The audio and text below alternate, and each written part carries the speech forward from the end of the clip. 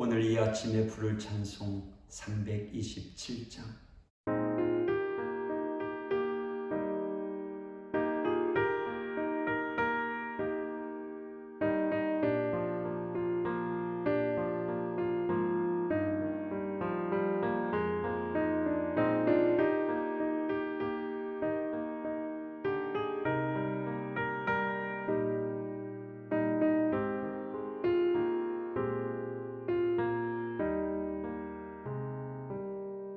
주님 주신 화평 믿음 얻기 위해 너는 정성껏 기도했나. 주의 제단 앞에 모두 바치기 전 복을 받을 줄 생각 마라. 주의 제단에 선 제사드린 후에 주 내 맘을 주장하니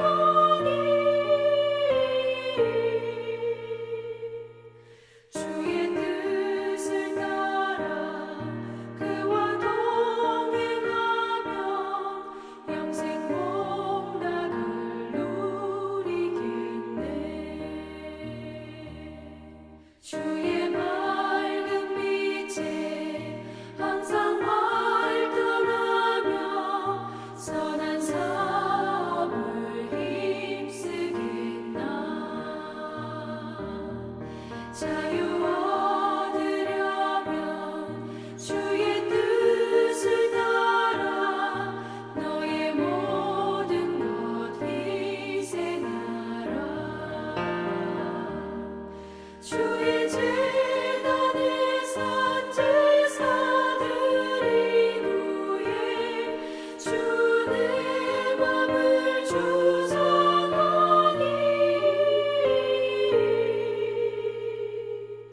주의 뜻을 따라 그와 동행하며 영생 복락을 누리겠네.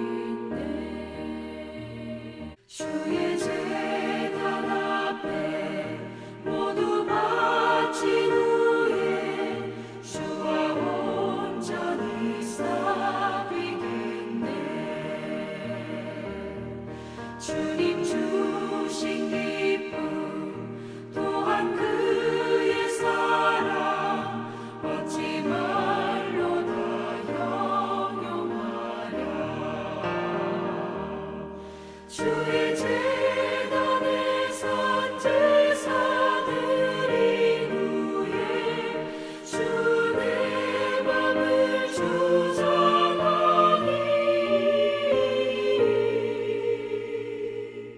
주의 뜻을 따라 그와 동행하며 영생 복락을 누리겠네.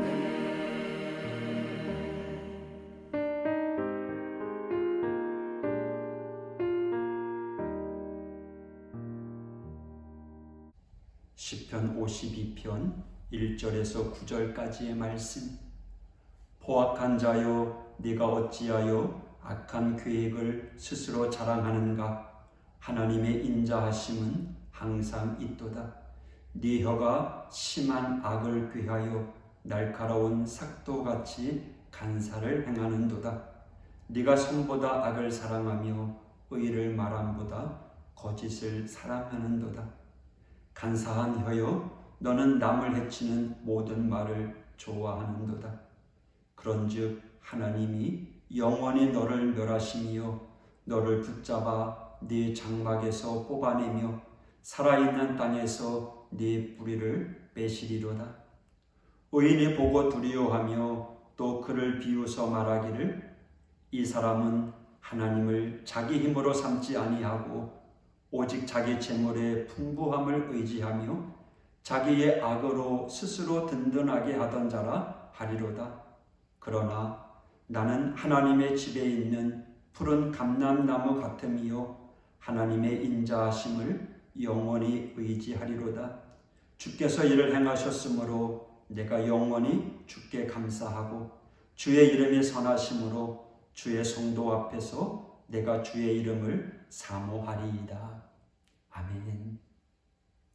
오늘 시는 다윗이 사울을 피해 도망 다닐 때 있었던 일에 대한 것입니다. 사울이 죽이려고 추격해보자 다윗은 다급하여 놋에 있는 아히멜렉 대제사장에게 숨어듭니다. 대제사장에게 어찌할 수 없을 것이라 생각하고 그리한 것입니다. 그런데 그 현장에 도액이라는 이가 추격해온 사울에게 그 사실을 고자질하였고 다윗을 참지 못하여 분노하던 사울은 노베 제사장 85명을 무참히 살해하였습니다. 이 사실을 전해들은 다윗 너무 기가 막혔고 죽은 85명의 제사장들에게 미안하여 애도하며 읊은 시가 바로 시편 52편입니다. 1절 포악한 자여 네가 어찌하여 악한 계획을 스스로 자랑하는가 하나님의 인자하심은 항상 있도다. 도액은요 자신이 출세할 수 있는 기회 통치자 사울의 눈에 띄어 벼슬을 얻을 기회다 싶어서 도망치는 다윗과 그를 불쌍히 여겨 보호해준 아히멜렉 대제사장을 비롯한 85명의 제사장들을 죽음의 현장으로 내몬 것, 즉 고자질한 것입니다. 자기가 출세할 수 있다면, 부귀 영화를 누릴 수 있다면 상대방이 그 누구든 어떤 피해와 비극을 당하던 상관하지 않는 전형적인 세속적인 욕망에 꽉 찬 인물입니다.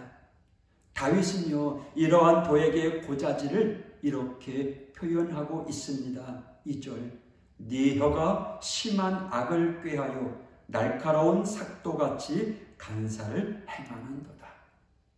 무고한 자를 모함하는 고자질은 날카로운 삭도, 칼 같습니다. 그의 입에 올려지는 사람은 누구나 다 난도질 당합니다.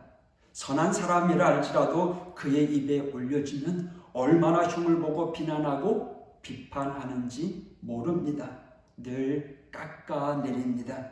아무리 의인이라 할지라도 이런 이들의 입에 올려주면 단번에 악인이 됩니다.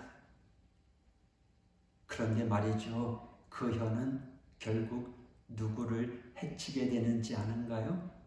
자기 자신입니다. 혀가 어디에 있어요? 입 안에 있는 것이니 입 안에 삭도, 칼을 물고 아무리 조심해도 결국 크게 자기 자신을 해치고 맙니다. 여러분 경계해야 합니다. 우리의 혀를 잘 다스려야 합니다. 그런데 사람들 중에 이런 사람들이 있습니다. 3절 네가 선보다 악을 사랑하며 의를 말함보다 거짓을 사랑하는도다. 대개의 사람들은 선을 사랑하고 그러다 어쩔 수 없이 악을 행하곤 마음 아파하는데 반하여 악인들은 악을 사랑하고 거짓을 사랑합니다. 왜 그럴까요? 태어날 때부터 악한 것인가요? 악을 사랑하고 거짓을 사랑하는 것은요 버릇, 습관입니다.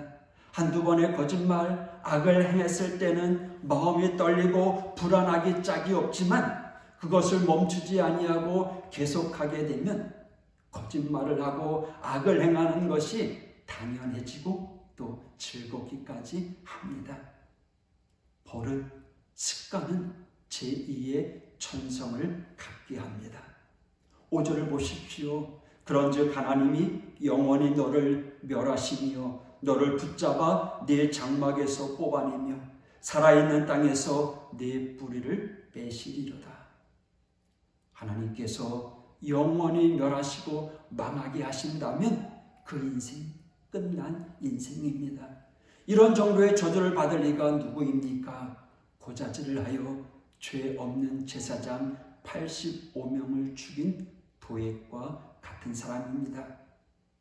다윗은 사울에게 도망다니는 신세였습니다. 그러기에 사울은 자신에게 정적이었습니다. 원수였습니다. 그러나 다윗은 사울이 하나님의 기름 부음 받은 자라는 것을 알기에 그를 죽일 수 있는 기회가 있었음에도 손대지 않았습니다. 왜요? 하나님의 왕으로 기름 부음 받은 자를 자신이 함부로 할 수 없다는 신앙적인 자세입니다.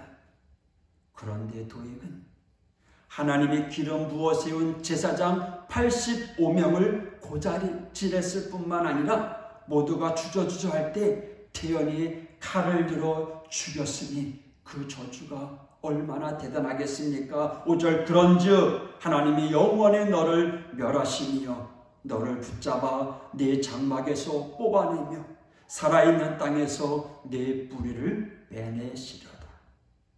다윗의 신앙으로 볼 때 이러한 짓은 절망적인 파멸입니다. 하나님께서 하신 일, 하나님께서 세우신 일꾼은 비록 잘못되고 악해도 자신이 손을 대는 것이 아니라 하나님께 맡기는 것입니다. 다윗은 이런 면에 있어서 아주 철저했습니다. 그러니 이런 다윗을 하나님께서 어찌 복을 주시지 않겠습니까?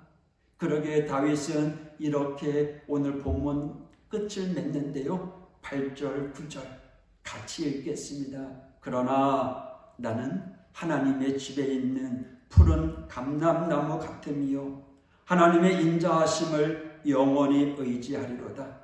주께서 이를 행하셨으므로 내가 영원히 주께 감사하고 주의 이름이 선하심으로 주의 성도 앞에서 내가 주의 이름을 사모하리이다. 철저하게 하나님을 의지하며 사모하겠다라는 자세. 세상 풍조가 자기 이익과 목적을 얻기 위해선 사악한 길도 마다하지 않고 간다 할지라도 자신은 끝까지 하나님의 법대로 살겠다는 이 다윗. 그런 이에게 하나님의 집에 있는 푸른 감람나무 같은 인생의 축복이 주어집니다. 여러분, 세상을 따르지 말고 끝까지 하나님을 의지하며 사모하십시오. 그러면 늘 푸르른 복을 누리게 될 것입니다. 오늘이 그런 날이 되기를 축복합니다. 할렐루야. 기도하겠습니다. 하나님 아버지, 우리가 가지고 있는 혀가 삭도 같다고 말합니다. 주님, 우리의 입으로 비난하고 불평하는 그런 상대방에게 상처를 주는 혀가 아니라 감사하며 하나님을 찬양하며 기도하는 입술이 되게 하여 주옵소서. 땅끝까지 복음을 전하는 사명자의 입술이 되게 하여 주옵소서. 오늘도 철저하게 하나님만을 바라보며 의지하겠다는 이 다윗의 신앙을 본받아 오늘도 주님과 함께 동행하고 주님을 의지함으로 푸른 감람나무와 같은 축복의 삶을 살아가는 오늘 이 하루가 되게 하여 주옵소서. 예수님 이름으로 기도했습니다. 아멘.